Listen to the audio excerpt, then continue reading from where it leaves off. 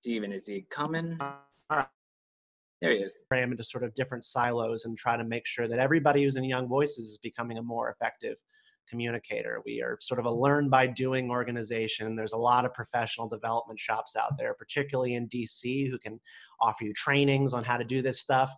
We just sort of learn by getting out there and doing it. You write op-eds, you get edited, you get pitched and placed, and you start to build up your media portfolio. So that's who we are at Young Voices. That's what we do. And I am joined today by a couple of our finest contributors to Young Voices. We've got Brad Palumbo, Satya, Marar, Fiona Harrigan, and Daniel Martino all with us. I'm going to let them introduce themselves, and then we're going to have a conversation and sort of cover some of the ground that we like to teach about at Young Voices, which is the art of the op-ed. How do you write a more powerful piece? How do you get it pitched and placed effectively? And also, if you want to get into TV, radio, punditry, as you might call it, we'll talk a little bit about how you can take some very basic steps to get into that space. So let's start with Brad Palumbo. Why don't you tell them a little bit about yourself, then we'll go to Satya, Fiona, and Daniel. Hi, everybody. I was previously a commentary op-ed editor and writer for the Washington Examiner, and I'm now a fellow at the Foundation for Economic Education and a writer at a bunch of different places. So I've written op-eds for National Review, USA Today, the Daily Beast, the Boston Globe, a bunch of different places. And I also previously worked as a staff editor at Young Voices. So I have a lot of experience in this world of editing and pitching op-eds that I am looking forward to sharing with you guys. I'm Satya Marar. I'm a policy analyst at the Reason Foundation. And I was previously the policy director at the Australian Taxpayers Alliance. I'm Fiona Harrigan. I'm currently majoring in political science at the University of Arizona, and I'm a rising senior. I'm interning at the American Institute for Economic Research at the moment, doing translation and op-ed and academic writing, and I also contract for the Foundation for Economic Education. And I'm Daniel Martino. I'm a research associate at the Institute for the Study of Free Enterprise at the University of Kentucky. I'm a Venezuelan liberty activist. And yeah, I'm also a contributor at Young Voices. I'm very excited to be here. And I'm going to start a PhD program as well in economics this fall. Fantastic. So let's dive into the art of the op-ed. I think all of y'all are familiar with this webinar if you're in Young Voices, and we're going to touch on some of the key points and takeaways. So for everything that is changing, and I think Brad can probably speak to this over the course of our panel, the op-ed might not be in vogue forever, but it still is, and we think it matters. So that's what we really focus in on producing here. One of the key questions that you have to figure out when you're going to write an op-ed as an individual or for your organization is, who are you trying to reach? You know, your audience is going to determine the kind of piece that you write. You only have 600 to 800 words. And I have had to learn the hard way in my experience as an op-ed writer. You can neither speak to everyone or please everyone or cover every single base of an argument in an op-ed. That's just not the way that medium works. That's how a feature piece works, right? When you have 2,000, 3,000 words to use and you've got multiple pages in a magazine, you can cover every base of an argument that you think makes your case vulnerable. The op-ed is not that. It is taking a position. And that can be really hard, especially for smart people who know a wide range of the evidence and the issues that they talk about, because they're usually familiar with the holes in their argument and they want to speak to those. But we try to encourage people, don't try to do too much. You have to make an impact with a single perspective. So you have to decide, who is your audience? Who are you trying to talk to? Is it the people who already agree with you, or is it people on the fence? And then you're going to decide whether or not you're going to speak to those individuals over the course of your 800 words. Are you saying anything unique? Is there something about your argument that is fresh, that has not been heard before? Typically an outlet has staff writers and staff columnists who are just producing tons of material for their online sides or for their print editions. And your challenge in many cases is to wind up in the inbox of an editor and they go, oh, we actually haven't covered this view of this issue before, thank you. And that's hard. that requires you to do two things. One, just think about the outlet that you're pitching. What might they already have produced? And also reading. You have to read. If you are not reading op-eds and reading the outlets in which you're pitching, you don't know what they want. So that's kind of one of the big guiding pieces of advice. One of my most recent placements just came about from reading that website, seeing that they were missing a piece on a certain subject. And then I reached out and was like, hey, you don't have anything on this. It's trending. Can I do it for you? And they were like, yes, please. So on the question of your audience, I want to kick this over to Daniel because Daniel D. Martino, you're a pretty intersectional kind of writer and thinker. You have a lot of different experiences, affiliations, backgrounds. What have you learned about doing this, writing op-eds and choosing an audience and writing with a certain type of reader in mind, knowing that you can't reach everybody? Yeah, it's very hard when you know, especially that you can't cover all the bases of an argument, because I sometimes feel the push to just keep writing and write more points, but you can't. And something that's been successful for me is using my personal experiences to connect with the audience. That allows me to not just have an audience pre-selected, right? Venezuelans or people who come from socialist countries or people who hate socialism and things like that.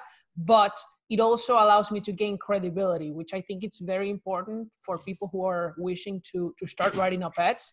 Many people are like, so who am I, right? Why am I worth reading? Why would anyone even care about my op-ed, right? That's something I thought myself. I was a college student. I was very young. What credibility did I have? And I think that's something that works for people to find their niche is to use their own personal experiences because that gives you credibility. I use mine as a Venezuelan, but you can use yours as somebody from the state of Indiana who goes to college and wants to talk about college education, right? You're an expert. You live through it. And if you research and over time you write more things about it, people are going to come to respect you for what you write on it. And so I think that the easiest way to select your audience is to find the commonalities you have with them and start there and then expand your reach as you see fit in different policy issues you like. Daniel said something important. He said, you've lived that. You're an expert. And we talk about this a lot at Young Voices. We'll talk about it in the punditry section. Expert really is a moving target and nebulous kind of idea. When it comes to commentary and it comes to people consuming material online in particular, lived experience is taken as something that people should view as more credible. That might be right. It might be wrong, but it just sort of is. Some of our most successful op-ed placements at Young Voices are ones that started in the first person in USA Today. I am from Venezuela. I survived socialism. Here's why you should listen to me. Went viral for Daniel. Another really big piece that we had was in the first person in USA Today from an education policy analyst at Reason, Christian Bernard, and he wrote about why Bernie Sanders' free college plan is a slap in the face to people like him who served as a janitor at their college to help cover their costs. And he was like, I did janitorial work to cover my costs. I also picked a lesser college than I was accepted to. This insults the decisions that I had to make. And people really connect with that. That's expertise that you can't really argue with sometimes because it's personal. I want to go back to the question of uniqueness. I was talking about sort of impressing an editor with what winds up in their inbox. Brad, you deal a lot with this, and during your time editing at the Washington Examiner, you've spoken to me about, how to come across as unique and interesting to an editor when they're looking for new material. Could you speak a little bit about that? Yeah, absolutely. So originality is always going to be for an op-ed submission a do or die, a make or break criteria. So I was involved in basically filtering through the hundreds of op-ed submissions we would get at the Washington Examiner and picking the 20% that we were going to do something with. And it really comes down to, if your article is generic, you have no chance, right? If you don't have something unique to say, you don't always have to I agree that the first person or personal experience is great. You don't always have to have that though in every article. What you have to have is something unique to say about the issue you're writing about. Your generic take on why Trump should be impeached or on why AOC is bad at economics isn't going to be successful, right? You have to have some issue that maybe isn't being discussed enough and you think should be, and here's why, or some issue that is being discussed and everyone's missing this point that you have. Yeah. So, and Brad, could I actually just put in one caveat there? You mentioned you don't always have to have first person. That comes to knowing the outlet that you're wanting to be in. Yeah. USA Today in particular likes first person essay. Right. Washington Examiner doesn't really. That's not what they skew towards. So you have to know what person, the kind of outlet you want. Yeah. So picking something unique where you have a unique take or perspective is going to be the do or die moment. I mean, I do that now where I'm writing 2 to 4 times a week. I'm thinking of 15 different article ideas throughout the week, and then I'm picking from those which ones are really the most unique, where I have something to say that other people aren't also saying.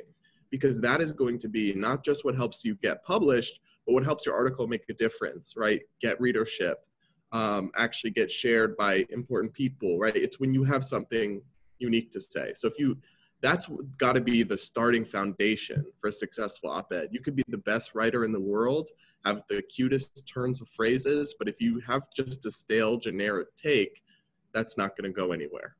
Yeah. What's your inspiration to get more ideas for articles, since you probably write the most of all of us here? So what do you do to keep that machine going? Oh, I forget who said it, but it might have been Buckley who said it, right? Somebody asked him, how am I going to write 2 columns a week? And he said, it's simple. Find 2 things that make you mad. That's not literally it, how I do it, but essentially I have Google Alerts set up for every topic that interests me. I keep in very close watch on several policymakers who regularly introduce bills I like to write about. For me, it's Rand Paul is a big one, just an homage. I keep an eye on what their legislative agenda is going to be, and then I consider writing about it. And then I check 10 to 15 different news outlets every day and scan the top stories. And look at everything from the Wall Street Journal to Vox to the Federalist to just really see what people are discussing, skim through all of it, and pick out the stuff that pops to me as really interesting and I care about and have something to say about. Yeah. Yeah. Now, Satya, you're somebody who has sort of globetrotted. You've lived a lot of different places. I think you have a lot of different connections to various communities. Do you have sort of like an example of where lived experience, sort of your different perspectives on internationalism have played into your work and made you an effective op-ed writer? Yeah, sure. So 2 main examples. The first was recent. So, Australia had these bushfires that happened pretty much right before the corona crisis hit. Everyone's forgotten about that now, but it was pretty serious at the time. And I just moved here. So I managed to get published in the Washington Times, which is normally not easy to do, because I was able to say, hey, I'm a policy analyst in DC and I'm from Australia. And, I got friends who are not caught up in the real heat of things, but, who are experiencing it. And there's now a political battle happening between the left and the right over what should be a bipartisan issue. And here's the lay of the land. This is what we actually know. This is what's actually happening. And so, being able to, I guess, not just offer your own unique perspective on what's happening, but to tie the middle ground on an issue that is very polarized, or that's becoming a political football, is, I think, also a powerful thing. The second example was about 2 years ago, they were trying to get rid of Apu on The Simpsons because apparently he's a racist stereotype. And I wrote an article in defense of Apu because he's a pretty cool character, and I don't want to see him canceled. And I did that during a lunch break. Because normally what I would do is I'd write articles on energy policy, tax policy, and if I'm lucky, it might get a few hits here or there or whatever, and that's fine. But I write one article that took half an hour to write, just on my feelings about a cartoon character, and that's the kind of stuff that people actually love to read, and that goes really widespread. I mean, I don't know what that says about the state of the world or human nature, but it's a fact. And I was able to say, I'm an Indian Australian. I grew up watching Apu. Apu is not offensive to me for these reasons. This is why he's a positive character. And every now and then, someone will find that article now and share it and tag me in it again, which doesn't happen for a lot of other stuff I've written. So it's a good idea to have unique takes on something that you can speak to from personal experience, but to also make it a bit nuanced, add your own expertise on that goes a little bit beyond even your personal experience. So. Yeah, and that reminds me. Just this morning, I was looking at the latest op-eds over from NBC on NBC Think, and one of their leading op-eds for the weekend is the next frontier of the blackface fight, which is animated series. Makes me think that when we get back to work on Monday, we should maybe see about re-upping the relevance of your old piece reflecting on Apu, and maybe you can get out there and debate it again, since we're having that fight again. So, yeah. And that kind of, I think, speaks to things being timely. You never know when your piece is going to be timely. You can watch the news and say like, oh, this is perfect. But subjects come back around. We had the cartoon and nationalities fight like 2 years ago, and now it's really red hot again. But you also, sometimes when you write an op-ed, you don't want it to be too timely, meaning that like it will never be relevant again after the time that you've written it and pitched it, because maybe it doesn't get placed and then it dies on the vine. And nothing makes you more sad than when you put a bunch of time into an op-ed and it didn't get published anywhere, which happened to me recently, and it was very, very frustrating and sad.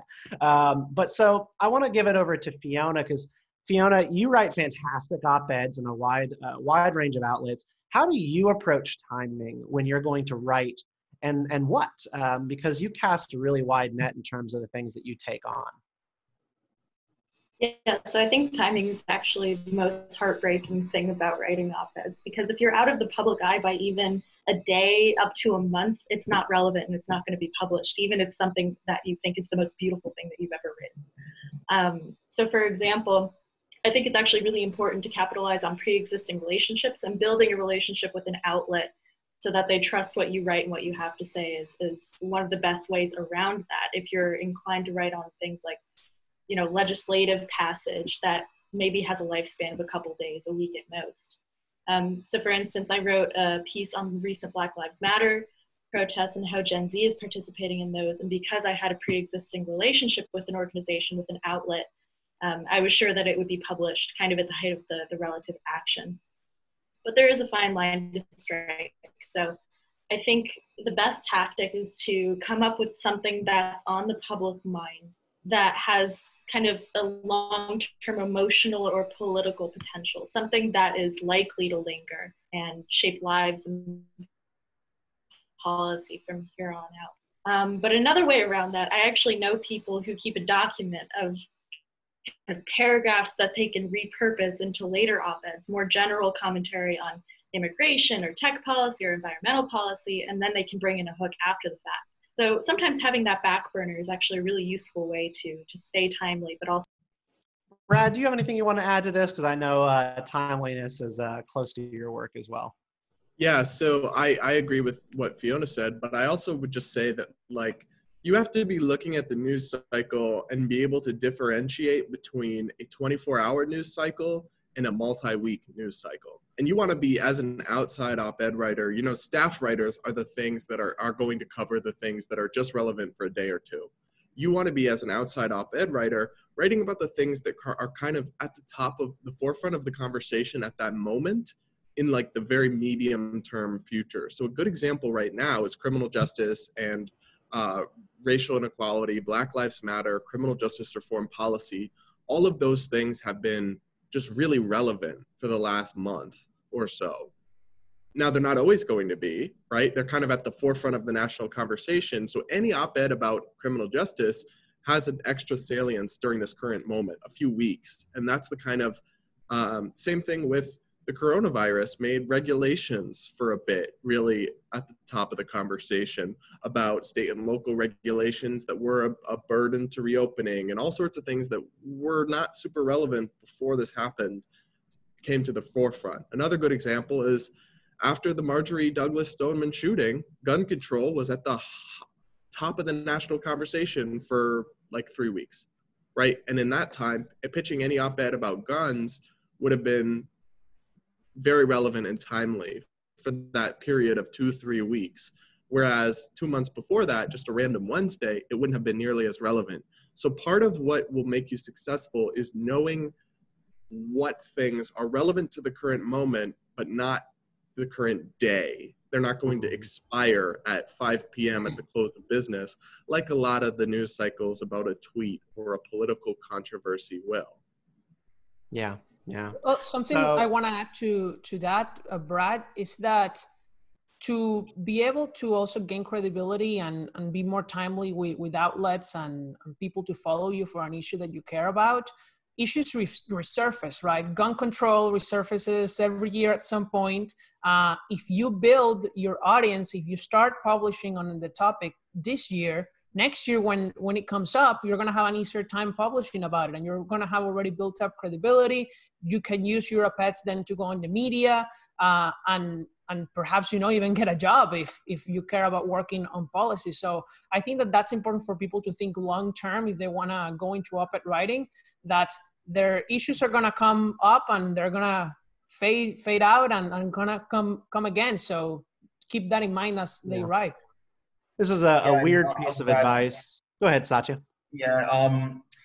Yeah, and look, you know, like with what Daniel said, like if you do that enough times, where you get, you know, published in a certain outlet on a certain subject area, and that issue resurfaces, they'll actually reach out to you and say, "Hey, do you have something for me on this? Have you heard about it? This just happened." And those are the easiest things to write because you already have a pitch. I mean, they're the one giving you a pitch essentially. They know what your thoughts are going to be, and that can really get the ball rolling. Yeah, and I think what they were just talking about with sort of like how to write a piece and you know, the fact that like the news cycle can change quickly, it kind of speaks to structure. So, you know, an op-ed on, say, gun control, if you have an opinion on gun control, you have a set of facts that you think are really credible, you could write an op-ed on gun control today that is relevant to maybe the July 4th sort of weekend of gun violence in the United States. It doesn't get placed. It sort of dies on the vine. You could shelve that op-ed and then you could revive it 6 months from now, change the introduction, change the conclusion, and maintain the core evidence. That's the 3 paragraphs in the middle. And that op-ed could then be reused and repurposed. You know, so sometimes like if you write something and it doesn't end up anywhere, don't get discouraged, because if the facts are correct and you haven't published it anywhere, all you got to do is just change the cushion on the front and the end, and it will, you know, make it work. And that's how an op-ed looks. It does kind of look like the sandwich model that you might have learned about in school, 2 buns, and then you got meat and cheese right in the middle just to kind of fill it out. So I want to give it over to Fiona, because I know you write a lot on this, and you know the structure issue well. What do you think about how an op-ed should be structured, and how creative can you get with how an op-ed looks? There are different ways that you can do it. I think it's very dependent on who's writing it, because I found that I settled into kind of this structural rhythm very quickly as I was writing on a weekly and monthly basis. So generally, most of my pieces have the same movement and arc, and they kind of hit the same beats at the same points on the page. So you can either start with something like an abstract hook or a factoid that's more concrete, or even a personal anecdote, just something to draw somebody in. That tends to always be consistent, because if you're not capturing attention, then, you know, the rest of your piece kind of falls to the wayside. From there, kind of give some background, some information, and then eventually you transition into this. I tend to do 1 or 2 sentences that bring it into an argument from the background. And then after that, build out your core arguments, offer up solutions kind of mixed in, or at the end, depending on the piece, what it's suited to, and wrap up with a conclusion. So that tends to be a little academic, a little schoolish, I would say, but I find that it tends to capture the points very well, and it tends to kind of follow a natural progression where people are convinced or challenged or otherwise engaged on a pretty predictable basis. So I try to follow that structure But my writing style is pretty sporadic. I tend to write one sentence per paragraph and then fill in the blanks. So I don't think that my structure necessarily works for everybody. Yeah, I think Fiona made some good examples there. You kind of like start with a little bit of an introduction, a joke or a famous quote, and then you kind of build out from there. We've got a lot of people in Young Voices and probably on this call who love philosophy and they want to philosophize in their op-ed. But here's the truth: doing an op-ed piece for like doing an op-ed for a political outlet steeped in philosophy, not typical and not really always very fun to read. You have to take the idea of the philosopher that you want to communicate, maybe it's Plato, right? And you apply what you know about Plato to what you've written. And then at the very end, you quote Plato and go, Plato said this about that, and thus I am correct. And you don't I will make one more point though. Yeah, no, it's very dependent on the audience and what your op-ed needs to do, because if you're conscious of an outlet that you would like to publish in or an audience that you want to speak to, you can figure out how many paragraphs you should be spending on definitions and things like that. Yeah, for sure. Well, we're coming up on a quarter till. I want to go through the punditry part of this pretty quickly. So we also do TV news commentary and radio, talent development and booking at Young Voices. Everybody here on this call has had an opportunity to do television to some extent, some more than others. And what we always tell people is that, TV news commentary is a journey. Sometimes you fall into it. Sometimes it is thrust upon you, maybe, scandal, an incident or controversy. But for most people working in this space, policy, commentary, it's a slow and steady build over the course of years. You sort of develop a reputation. You develop sort of a knack for it. And you just find that the opportunities either keep coming to you or you're just very good at landing them over the course of time. Satya, I actually would love to know sort of your origin story with television, because you came into Young Voices with a lot of experience in Australia doing Sky News as a pundit on a lot of different topics. How did you make your first step into that? And then how did you make it into a thing that was recurring for you? Okay, so the first thing that helps you out is obviously, where you work at. Having an organization that already has some reputation and that had people on TV helps a lot. At the time, the organization I was with had maybe done had one or two people had been on TV at some point in time in the years previous. So it was sort of like restarting the ball after years of the Taxpayers Alliance not doing much TV. And what happened was there's a very hot issue in Australia at the time, which was energy policy. It was extremely controversial, and in fact, the sitting prime minister at the time ended up getting knifed over by his own party because it was just such a huge disagreement about whether we should prioritize lower energy prices, because a lot of people were frustrated by their bills, or whether we should prioritize climate change, emissions mitigation. And I had worked on, when that debate on that issue was starting to heat up, I did this policy report called the Cheap Energy Guarantee, which sort of gave a counter to what the government was proposing, that addressed a number of things the government was trying to address, and I was trying to lower power bills and also address these other issues. And we launched that report along with the media release pretty much when the stuff was just building up to its peak.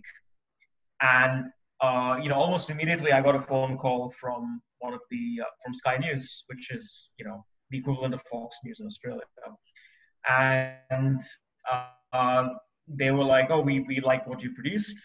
We'd like to have you on to talk about it." The problem is I had just put that out, and I was running on 2 hours of sleep, and I had to take a quick nap and then head straight to the studio to talk about it. But I knew I was going to be in a friendly audience being interviewed, so I knew I didn't have to worry about being thrown off guard.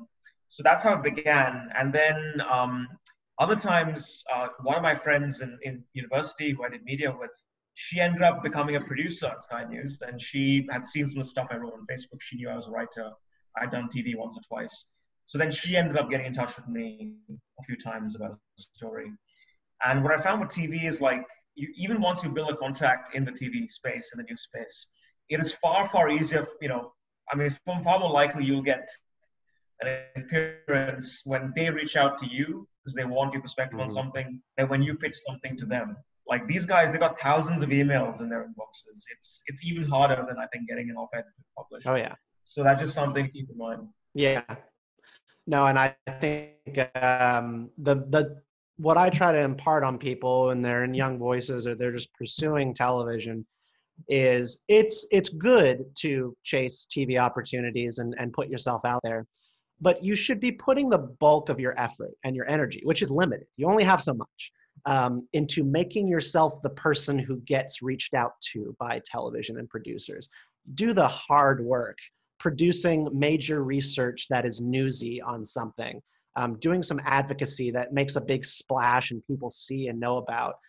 Build up a huge Twitter following, which is also not really easy, so that people see you everywhere and can't avoid your opinions.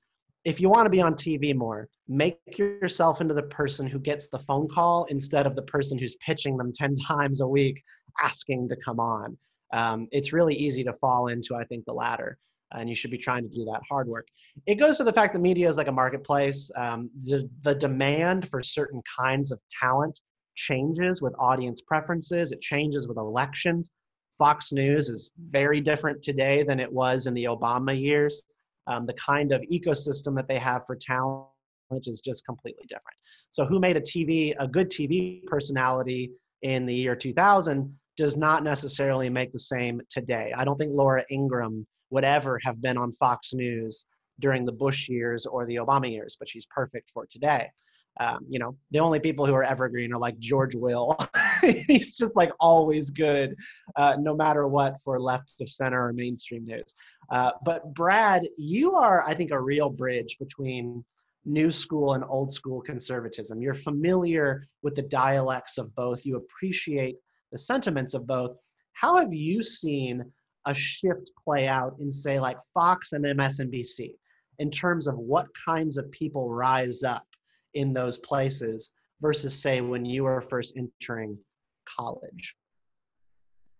I've seen a serious shift, and it's much harder now, I think, to break into Fox News and Fox Business and MSNBC. They've basically become more partisan and more tribal and less willing to have guests on outside a certain mold, from my vantage point, at least. So I would recommend, and I've struggled with this myself, that people don't chase TV too much, in the sense that I know a lot of young conservative-leaning, right-leaning writers who they just really want to get on Fox News. So they just start doing what they think will get them on Fox News, right? And that works in the short term, but is not setting you up for a long-term career, right? Yep. There are lots of young right-of-center reporters or commentators who they know they can say the right thing and get a single hit on Fox on a certain issue. And they just kind of chase that because that's a status thing. But in doing so, they often sometimes, I think, don't set themselves up for the longer term. I also think that in general, if you want to go into TV, that's a different path, but writing should be your bread and butter. And then TV and radio should be kind of an addition. But to be an op-ed writer or a journalist in this mold is really writing. It has to be your passion, and the rest flows from that in time. No, I think that's really good advice. It's pretty easy to say just the right thing or write some really splashy op-ed or viral tweet and get the attention of partisan news outlets. But again, long career, you want to have like a really strong foundation to do more over the course of time. I think what Brad said about MSNBC, and tribalism in these news networks is really worth considering. I mean, there's been some really great reporting done on just like NBC and how people think of them as like the alternative to Fox News and like clearly a left-wing news station, but really in-depth reporting to show that like they used to really be establishment. They used to be very favorable to moderate conservative viewpoints. It didn't change dramatically until the Bush years and Keith Olbermann. And then they really started going down the rabbit hole. And particularly during the Obama years, they made a really strong effort to have conservatives not only hosting, but paid contributors to the network. Almost all those people are gone now, with the exception of George Will, because they were not clicking with the audience post-Obama, who really did not want to see nice conservatives. That was antithetical to what the audience wanted, so they ditched them and they ended the contracts. So these environments are going to change over time. I think we wanted to take some time for questions. I'm going to go ahead and just like put a pin in this here. I think we've talked about all the important stuff. Yeah, I think if we have questions, let's do that here for the duration of our time. I think there's one in the chat box that is how much a piece should focus on the solution, 50%, 80%, etc. from Ryan. Ryan, I think it really depends. Some pieces that you want to write are not about a policy solution. Sometimes you're just criticizing someone and you think that this is just wrong and you just disagree with the action and you just have no solution but to just say this shouldn't have happened. So it really depends on the topic. If you want to do it very policy focused, while you have a hook and a good conclusion and a reasoned argument, you can make it as or as little focused on the solution as you want. Yeah. Yeah, I know it kind of rubs people the wrong way. I think particularly in the right of center world, we're like, oh, people and their emotions and their feelings, like moralism and posturing and op-eds is yucky, but it works and it connects with people and it helps change people's minds to open them up possibly to real policy solutions. So sometimes just staking out an argument on moral high ground is something you should do, and then follow up with another piece based on the evidence and solutions. Yeah, there's definitely no hard and fast rule. It just depends on what the issue actually is. Especially if you have an issue where you know your audience is going to need a little more convincing than this is the solution, this is why it will work. They actually need to be led down the proper path to see why the solution you propose is consistent with their philosophical beliefs and so on. So, if you're writing, in the Washington Examiner, for example, you know that your audience is going to be more right of center. So, for example, if you're proposing something like police reform, you're going to have to spend a little more time walking them down the path of why police reform is important for conservatives than if you're writing for, say, Vox, where your audience already believes in police reform off the bat. So, yeah, it just depends on the story. And whatever's going to make your solution more persuasive. Is it actually laying out the solution and saying why it works? Or is it, or rather than that minutia, is it like actually explaining the rhetoric or the philosophy behind the principles? So yeah, it depends on the issue, depends on the publication. Ryan asked, do you cherry pick from a research paper to support your view or remain more conservative on the narrative and remain objective? I think I'm gonna kick it over to y'all, but I do think you always risk making yourself look foolish if you are intentionally cherry picking. If you to cherry pick is to like look at the evidence and ignore the stuff that's inconvenient for you and just pick this one thing. So I think you should try to be more balanced, but it kind of goes back to what we said about 600, 800 words. You have to pick an argument and you got to make it. Because you can't make every argument. But Brad, what do you think about the question about cherry picking from a research paper? I mean, to some extent, all op-eds cherry pick, right? In that no article or no opinion is validated by 100% of the available facts and statistics. So what you choose to include does obviously skew towards your preconceived notion, but you need to be open to that not being the case. I've had op-eds where I had an idea and I thought it was right, and I was just looking through the stuff and I was like, wait, this really is not that well supported, and I didn't go through with it. And I would say that any individual source you should not cherry pick from, right? In that you can't include every study. Obviously, you have to focus on the ones that help your case, though it might be good to include one that doesn't and explain why it's not persuasive. However, from no individual study should you cherry pick the facts that help you and ignore a giant fact that cuts against your argument, because that can very easily be used to rebut your argument. And so you should at least include it and then explain why it's not dispositive. So yes, you will cherry pick to some extent. That's the nature of op-ed and column writing, but you should never do from a specific source be cherry picking, and you should be trying to include multiple sources. Yeah. Yeah, you can't cover every base, but you can at least pick one piece of counter factual evidence to mention so that you have some cover to say, like, I'm not suggesting that this one stat I grabbed is the be all end all of this argument, but it is good evidence. Yeah. And I agree with Brad that you have to present a counter argument that you have to refute in the cases where that's the case and it's a big issue. Because if you hope to persuade anyone, I mean, you have to counter their points, right? Otherwise, you're just, preaching to the choir. Yeah. Let's move on to a question from Pavel. Do you ever get anxiety that you'll regret what you publish, maybe because there's a chance you're wrong or haven't done enough research? Yeah, absolutely. There's always a feeling of like when you hit send to the editor, like, man, I hope this holds up well.